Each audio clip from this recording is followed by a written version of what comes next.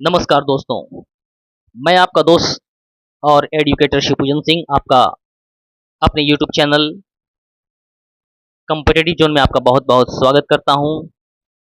Bihar examinations BSSC और BPSC तथा upcoming दारोगा और विभिन्न जो एग्जामिनेशंस बिहार से रिलेटेड होते हैं, इनसे बहुत सारे तथ्य जो एग्जामिनेशंस में पूछे जाते हैं, इन्हीं तथ्यों पर आधारित ये सीरीज मैं अभी चला रहा हूं। अभी तक हमने बिहार के फॉर्मेशंस वगैरह के बारे में पढ़ा था, इसके इतिहास, भूगोल से संबंधित कुछ जानकारियाँ प्राप्त की थी, खास करके इसके भूगोल से संबंधित।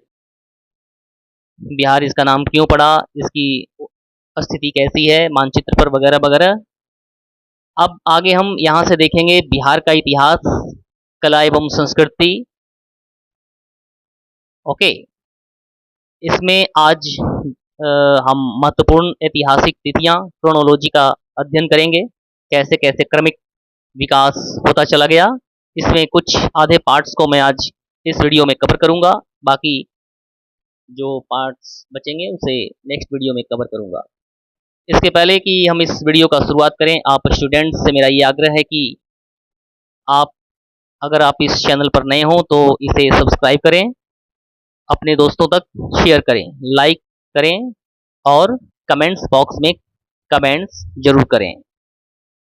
कुछ कुछ प्रश्न ऐसे होते हैं जिन्हें मैं आपके ऊपर छोड़ता हूं उनके आंसरिंग के लिए, ताकि टीचर्स और स्टूडेंट के बीच में एक अंडरस्टैंडिंग बन सके और हमें ये लगे कि नहीं, आप मेरे वीडियोस को देखते हैं और देख करके आप इससे कितने इंटरेक्ट हो रहे हैं और कितने सीख रहे हैं।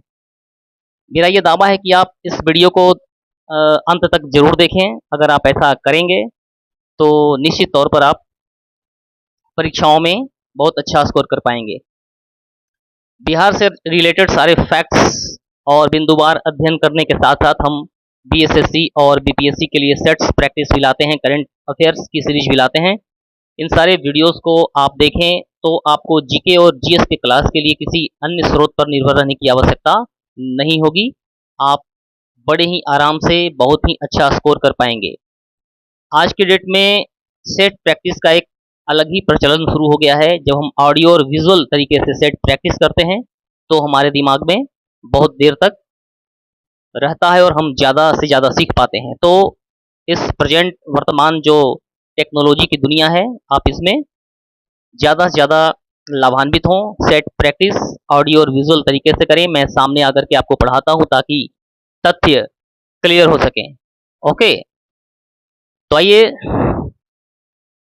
इसी कड़ी में बिहार से संबंधित बिहार के जो क्रोनोलॉजी है, महत्वपूर्ण ऐतिहासिक तिथियां हैं, आज उनका हम स्टडी शुरू करते हैं। Okay, let us start.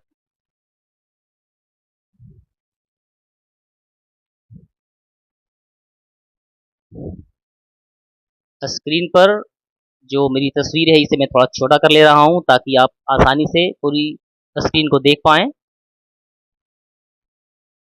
Okay, तो इसे मैं, चलिए आप शुरू करते हैं। लगभग 2000 ईसा पूर्व, ओके, लगभग 2000 ईसा पूर्व चिरांद की सभ्यता का उत्कर्ष बिहार में हुआ था। तब लगभग 2000 ईसा पूर्व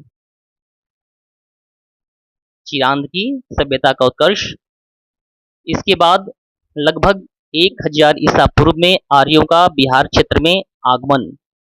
जब आर्य मध्य एशिया से हिंदुस्तान में आए, सप्त सैंधव प्रदेश पर उन्होंने पहली बार आकर के अपना डेरा डाला। वहां से क्रमशः धीरे धीरे पूरे हिंदुस्तान में फैलते हुए इसी कड़ी में 1000 ईसा पूर्व में आर्यों का बिहार क्षेत्र की तरफ धीरे धीरे प्रचार प्रसार होना शुरू हुआ। ओके, 1000 ईसा पूर्व। लगभग 600 ईसा पूर्व अंग एवं मगध महाजनपदों का उत्कर्ष। लगभग 600 ईसा पूर्व अंग एवं मगध महाजनपदों का उत्कर्ष हुआ। 600 ईसा पूर्व में ही महाजनपदों का उदय भारत में हुआ था। 16 महाजनपद थे।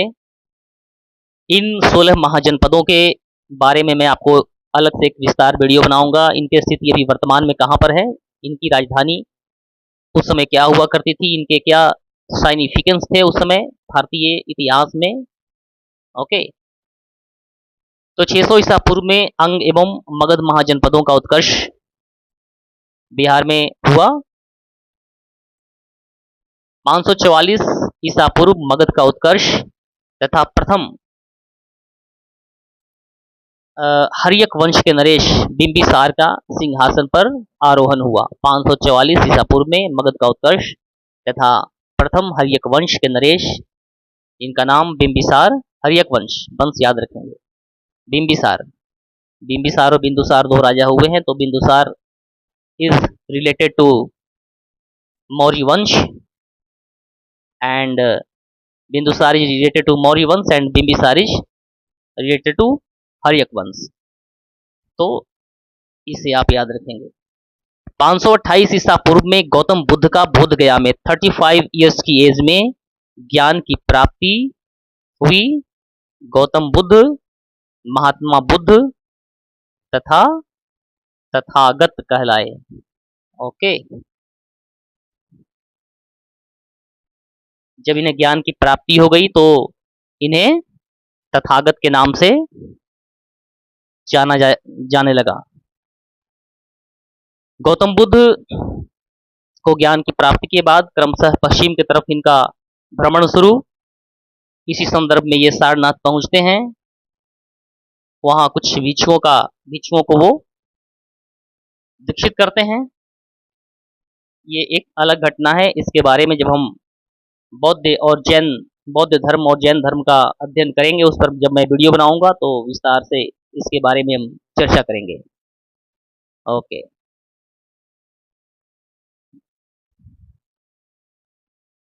वर्धमान महावीर का जिम्भिका ग्राम, ये मिसप्रिंट हो गया है। ओके,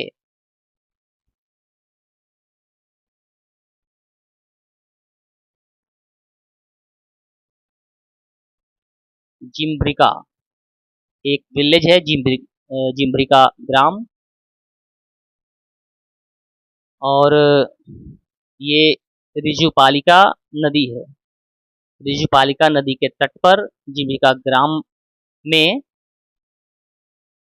साल वृक्ष के नीचे कितने वर्ष की आयु में, 42 ईयर्स, 42 वर्ष की आयु में ज्ञान की प्राप्ति हुई। वह सर्वज्ञानी कहलाए, उन्हें कैवल्य की प्राप्ति हुई। ओके, वे अरहत तथा जीन तथा केवलीन कहलाए। ओके, जिन्हें कैवल्य की प्राप्ति हो जाती है, जिन्हें ज्ञान की प्राप्ति हो जाती है, उन्हें केवलीन कहा जाता है। जिन्होंने अपने इंद्रियों पर विजय प्राप्त कर लिया, उन्हें जैन धर्मावलंबी जीन के नाम से जानते हैं। 492 ईसा पूर्व में मगध नरेश बिंबिसार का देहावसान हो जाता है। ओके, 492 ईसा पूर्व। ये क्रोनोलॉजी जो है बड़े ही महत्वपूर्ण, बार बार परीक्षाओं में रिपीट किए जाते हैं। अगर आप बिहार के कला, संस्कृति और इतिहास के बारे में जानना चाहते हैं, पढ़ना चाहते हैं, तो इन क्रोनोलॉजी का अध्ययन और इन्हें अंडरमाइन करना आपके लिए बहुत जरूरी, क्योंकि कहीं ना कहीं ये जो बिहार के इतिहास हैं पूरे हिंदुस्तान के इतिहास से रिलेट होते हैं। बिहार के इतिहास से ही प्राचीन वंश जो है भारत के, आर्यावर्त के प्राचीन वंश जो थे वो सारे बिहार से रिलेट करते थे। तो हमें तो बिहार के जितने भी वंश हैं, डायनेस्टी, उनका अध्ययन ऐसे भी करना है। ये सिर्फ बिहार के लिए ही ये क्रोनोलॉजी महत्वपूर्ण नहीं है, बल्कि ये किसी भी एग्जामिनेशंस में अगर हम बैठते हैं तो ये सारे तथ्य इतिहास से रिलेटेड वहाँ पर पूछे जाते हैं। इसलिए हमें इन्हें दोनों दृष्टिकोण से पढ़ना है। बिहार के छात्रों के लिए इतिहास का अध्यापन थोड़ा सा आसान इसलिए हो जाता है कि इतिहास अगर हम पढ़ते हैं तो वो तो पूरे हिंदुस्तान का इतिहास हम वहाँ पर पढ़ रहे होते हैं। तो बिहार के इतिहास को आप मज़े लेकर के पढ़ें। इससे दो फायदा है आपको। एक तो बिहार से रिलेटेड सारे इतिहास आपके क्लियर हो ही रहे हैं, साथ साथ हिंदुस्तान के, प्राचीन भारत के आर्यावर्त के जो इतिहास हैं वो भी सारे क्लियर हो रहे हैं, इसलिए आपको डबल बेनिफिट है यहाँ पे। तो 492 ईसा पूर्व में मगध नरेश बिंबिसार का देहावसान हुआ तथा इसके बाद अजात शत्रु जो उनके पुत्र थे, अजात शत्रु का सिंहासन आरोहण हुआ। 483 ईसा पूर्व में राजगीर में प्रथम बौद्ध संगीति का आयोजन अजात शत्रु के शासनकाल में ही होता है। प्रथम बौद्ध संगीति 483 ईसा पूर्व। ओके, इसके ठीक 100 सालों के बाद 383 ईसा पूर्व में द्वितीय बौद्ध संगीति, ओके, जो कि काला शोक के शासनकाल में हुआ था। 483 ईसा पूर्व राजगीर में प्रथम बौद्ध संगीति का आयोजन 460 ईसा पूर्व में महावीर का पावापुरी में देहांत हो जाता है। 468 ईसा पूर्व में महावीर का पावापुरी में देहांत। 459 ईसा पूर्व अजात शत्रु, ओके, अजात शत्रु का देहावसान तथा उदयन का सिंहासन आरोहण होता है। उदयन अजात शत्रु के पुत्र, ओके। बिंबिसार के पुत्र अजातशत्रु, अजातशत्रु के पुत्र उदयन ने ही राजगृह से मगध की जो राजधानी थी इसे इन्होंने वर्तमान पाटलिपुत्रा को स्थानांतरित किया था। कई बार बिहार के जो मगध की राजधानी थी इनका उलटफेर हुआ। कई जगह कई बार ये चेंज हुए थे। इनका भी एक अलग महत्व है। बार बार परीक्षाओं में इसे पूछ करके और कंफ्यूज करने की कोशिश की जाती है, तो इस पर हम बाद में विस्तार से चर्चा करेंगे। ओके, 251 ईसा पूर्व पाटलिपुत्र में तृतीय बौद्ध संगीति का आयोजन। प्रथम 483, द्वितीय 383, चतुर्थ 251 ईसा पूर्व पाटलिपुत्र में तृतीय बौद्ध संगीति अशोक के शासन काल में। ओके,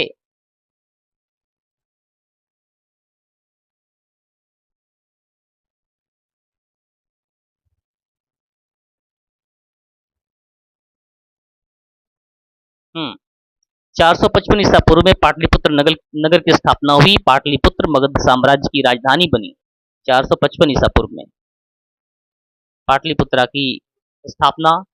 पाटलिपुत्र का एक प्राचीन नाम और भी, जिसे कुसुमपुर के नाम से जानते हैं। ईसा पूर्व में 455 ईसा पूर्व में पाटलिपुत्र नगर की स्थापना। पाटलिपुत्र मगध साम्राज्य की राजधानी बनी। 383 ईसा पूर्व में द्वितीय बौद्ध संगीति का आयोजन वैशाली में। 344 ईसा पूर्व शिशुनाग वंश का शासन समाप्त। इसके बाद नंदों का शासन प्रारंभ हो गया बिहार में, यानी कि मगध के जो परिदृश्य थे उनमें नंद वंश स्थापित हुआ तथा महापद्मनंद मगध का राजा बना। बहुत ही शक्तिशाली महापद्मनंद, धनानंद, ये बड़े ही शक्तिशाली सम्राट हुए। बाद में इनका इरेडिकेशन किया गया विष्णुगुप्त कौटिल्य के द्वारा चंद्रगुप्त मौर्य की सहायता से, और मौर्य वंश की स्थापना हुई। 381 ईसा पूर्व में नंद वंश का शासन समाप्त कर चंद्रगुप्त मौर्य मगध के नरेश बने। मौर्य राजवंश स्थापित हुआ 321 ईसा पूर्व में चंद्रगुप्त के द्वारा। 315 ईसा पूर्व यूनानी नरेश सेल्यूकस के राजदूत मेगास्थनीज का पाटलिपुत्र में आगमन। इंडिका का लेखन, इंडिका जो है मेगास्थनीज के द्वारा लिखी गई पुस्तक, जिसमें तत्कालीन भारत का वर्णन है। प्राचीन भारत, मौर्यकालीन भारत के इतिहास को जानने के बड़े ही अच्छा स्रोत मेगास्थनीज का लिखा हुआ इंडिका है। भारत के तत्कालीन व्यवस्थाओं, इसके समाज के बारे में, समाज के लोग कैसे थे, इनका व्यवसाय क्या था, आजीविका का साधन क्या थे, यहाँ की राजनीतिक व्यवस्था क्या थी, ये सारे वर्णन मेगास्थनीज के द्वारा इंडिका में वर्णित किया गया है।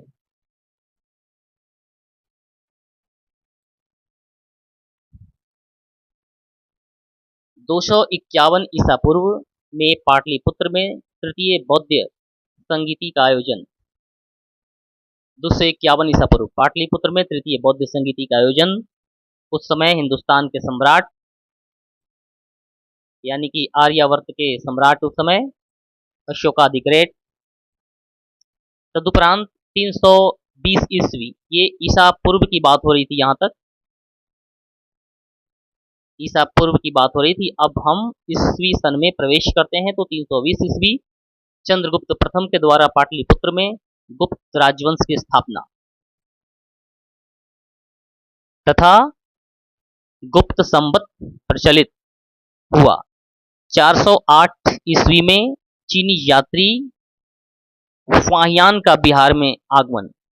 ओके, 408 ईस्वी।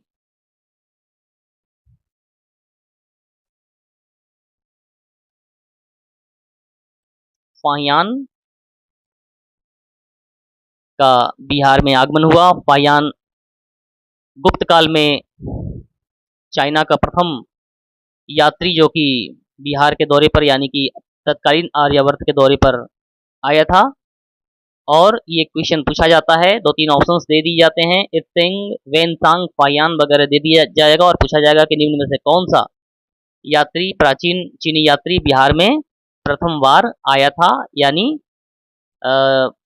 गुप्त शासनकाल के दरमियान वो आया था भारत में। ओके, तो इन बिंदुवार तथ्यों का आप अध्ययन करते चलें।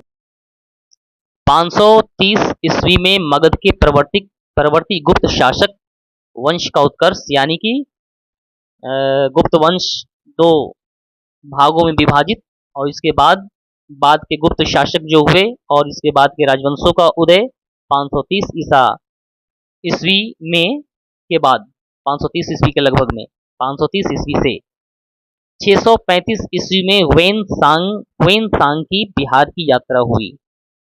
ओके, 530 में प्रवर्ती गुप्त शासक वंश का उत्कर्ष और 635 ईस्वी वेनसांग की बिहार यात्रा।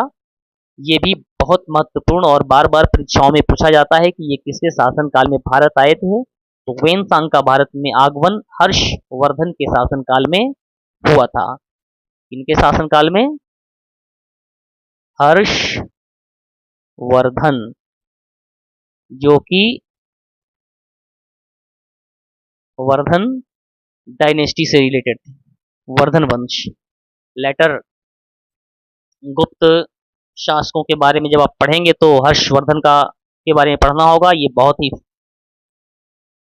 इन्फ्लुएंस्ड शासक थे उस समय के, तत्कालीन भारत के बहुत बड़े सम्राट।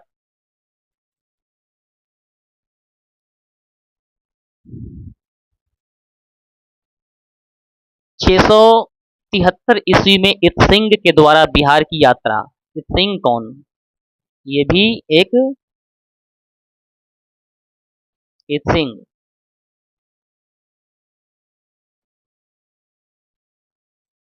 ये भी एक चाइनीज ट्रेवलर थे। ट्रेवलर क्या मतलब? यात्री। ओके, ये भारत आए थे, ये इस तरह से वेनसांग आए थे और उसके पहले और भी लोग आए थे, फाहियान, वेनसांग। उसी तरह से बाद में इत्सिंग का भारत में आगमन 673 ईस्वी में होता है। ये बहुत ही महत्वपूर्ण बन जाते हैं परीक्षोपयोगी। ओके, 760 ईस्वी में बिहार में पाल राजवंश की सत्ता स्थापित हो गई। 760 ईस्वी तक आते आते बिहार में पाल राजवंश की सत्ता स्थापित, धर्मपाल का उत्कर्ष।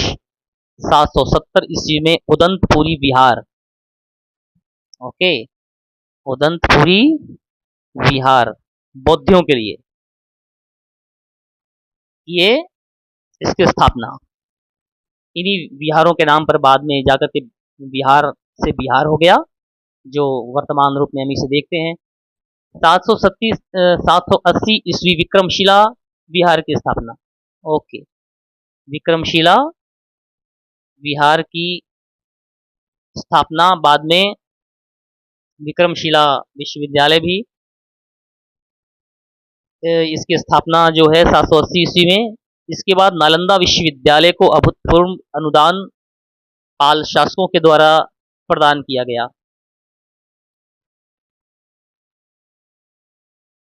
ओके, 1000 अब लगभग हम मिडिवल इंडिया में प्रवेश कर रहे हैं। ये तो अभी लगभग बात हो रही थी प्राचीन भारत की, अब धीरे धीरे हम लोग मिडिवल इंडिया में प्रवेश करते हुए 1095 ईस्वी में सेन राजवंश के द्वारा बिहार में सत्ता स्थापित हुई। सेन राजवंश, ईयर 1095, 1095 ईस्वी।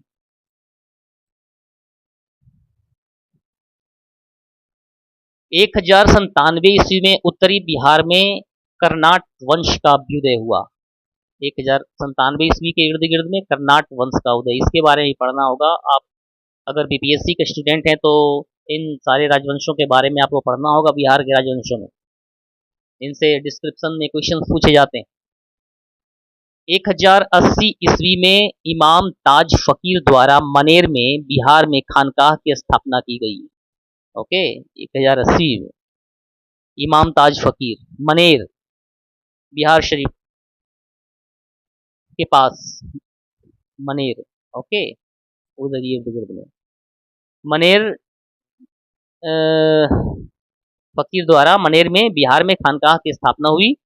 1197 ईस्वी में इब्न बख्तियार खिलजी के द्वारा बिहार में आक्रमण किया गया, बिहार विजय की गई और धीरे धीरे बिहार में तुर्की शासन का प्रभुत्व स्थापित हो गया। ओके, 1324 ईस्वी में गयासुद्दीन तुगलक का उत्तर बिहार में अभियान, गयासुद्दीन तुगलक के द्वारा, तथा कर्नाट वंश के प्रभुत्व का अंत हो गया। ओके, 1381 में बिहार के प्रसिद्ध सूफी संत मखदूम सरफुद्दीन याहिया मनेरी का देहावसान। 1381 में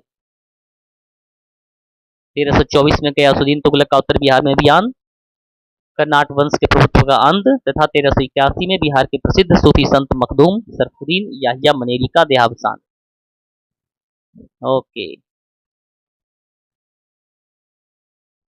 1616 ईस्वी में मनेर शाह दौलत के मकबरे का निर्माण बिहार में हुआ। 1632 में पीटर मुंडी की बिहार यात्रा।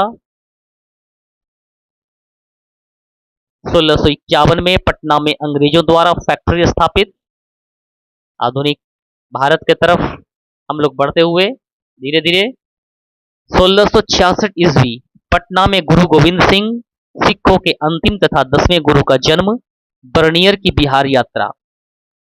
ओके, गोविंद सिंह सिखों के अंतिम तथा 10वें गुरु का जन्म।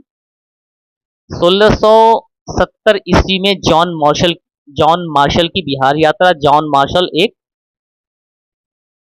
क्या थे? आर्कियोलॉजिस्ट तथा इतिहासकार थे, जिनका 1670 ईस्वी में बिहार की यात्रा होती है। ओके, 1670 ईस्वी में जॉन मार्शल की बिहार यात्रा। 1632 ईस्वी पीटर मुंडी की बिहार यात्रा। ये पीटर मुंडी कौन थे? हु वाज पीटर मुंडी? तो पीटर मुंडी 17वीं सदी के हाँ 17वीं सदी के अंग्रेज व्यापारी। ये अंग्रेज व्यापारी, यात्री और लेखक भी थे। तो 1632 ईस्वी में इनका बिहार में आगमन हुआ था। ओके, तो दोस्तों हमने यहाँ पर बिहार से रिलेटेड कुछ तथ्यों का अध्ययन किया जो बड़े ही महत्वपूर्ण थे। आप स्टूडेंट्स से मेरा ये आग्रह है कि जो मैं इन वीडियोज को सिलसिलेवार तरीके से लाता हूँ, आप इनका अद्यतन स्टडी करें और बिल्कुल आप ये एश्योर रहें कि आप बड़े ही अच्छे प्लेटफॉर्म पर हैं। वो प्लेटफॉर्म कॉम्पिटिटिव जोन, यहाँ विभिन्न प्रकार के सेट प्रैक्टिस भी आपको प्रस्तुत करवाए जाएंगे। ओके, तो मिलते हैं अपनी अगली वीडियो में, अगले क्लास में। तब तक के लिए आप अपना ख्याल रखें। जय हिंद, जय भारत।